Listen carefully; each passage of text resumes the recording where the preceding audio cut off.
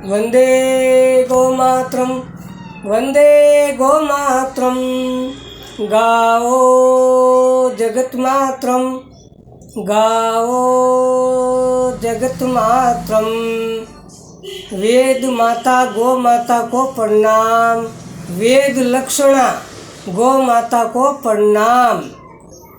सुबह से लेकर शाम तक जब भी गौ माता आमने सामने दिखाई देवे, दर्शन देवे, तो हाथ जोड़कर मन ही मन गौ माता को प्रणाम करना चाहिए। गौ माता को प्रणाम करने से सारे देवी देवताओं का दोष खत्म हो जाता है।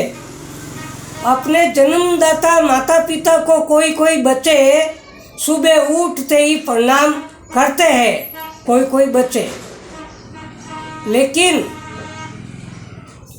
वो एक बार प्रणाम करते हैं माता पिता को सुबह उठते ही, लेकिन सारे दिन माता पिता को प्रणाम नहीं करते। वैसे तो पूरे देश में सब जगह लगभग आजकल के बच्चे ऐसे ही है, उठते ही माता पिता को प्रणाम तो नहीं करते, क्योंकि गौ माता का दूध घर घर मिलता ही नहीं, तो संस्कार आएंगे कहाँ से? गौ माता के दूध के द्वारा ही संस्कार आते हैं घर में। गौ माता का दूध अगर कोई बच्चे सेवन करते हो तो आकार तत्व की बुद्धि आती है, आकार तत्व मिलता है। गाय गौ माता के दूध में आकार तत्व होता है, और आकार तत्व यहाँ मस्तिष्क में होता है, ब्रह्मांड में यहाँ पर, तो आकार तत्व तेज हो जाता है। गौ माता का दूध पीने से आकार तत्व तेज हो जाता है, आकार तत्व निर्मल हो जाता है, आकार तत्व में विकार नहीं रहते गौ माता का दूध पीने से।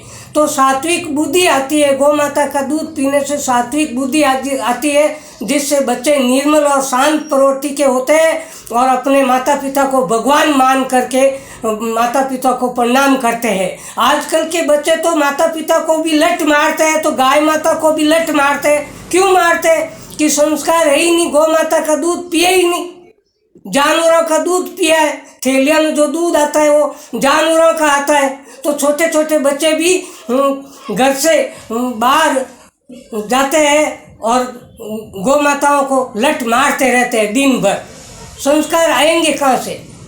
तो मैं ये कहता हूँ कि आपके आसपास गली में जब भी गौ माता आवे तो हाथ जोड़ प्रणाम करना चाहिए, मगर लठ मत मारो। हाथ जोड़कर प्रणाम न करो तो लठ तो मत मारो, कम से कम लठ तो मत मारो। प्रणाम नहीं करते हो तो लठ तो मत मारो। दिन भर गली मोहल्लों में सब जगह देखता हूँ, पूरे देश में भ्रमण कर चुका हूँ। पूरे देश में गौ माताओं के डंडे पड़ते ही रहते हैं, दिन भर पड़ते ही रहते हैं। ये कोई अपनी हिंदू धर्म की ये संस्कृति थोड़ी है गाय माता को डंडे मारना। सनातन धर्म की दूरी थोड़ी ही है। ऐसे थोड़ी गाय माता को बार बार डंडे मारते ही रहते हैं। सब्जी मंडियों में देखो तो खाली उतार देते हैं, खाली ले लेते हैं गाय माता की खाल। ऐसे ये कोई तरीका थोड़ी है। और फिर है ना, दुख पड़ता है ना तो पंडितों के पास में जाते हैं कि हमारे देखो ना दिनमान कैसे है। ये दिनमान गौ माताओं को लठ मारने के कारण ही ऐसे ही आते हैं। कोई राहु केतु की वजह से नहीं है, शनि की वजह से नहीं है। ये कर्मों का दोष केवल मात्र गौ माता का अनादर, गौ माता का अपमान करने के कारण ही घर घर में दुख पैदा होते हैं। और घर घर में बच्चे अच्छी बुद्धि के नहीं होते, नालायक होते हैं, नालायक। इसलिए सावधान हो जाओ और गौ माता का पालन शुरू कर दो, और न करो तो कम से कम दिन भर गौ माता को बार बार प्रणाम करना चाहिए। बार बार हाथ जोड़ गौ माता को याद करना चाहिए।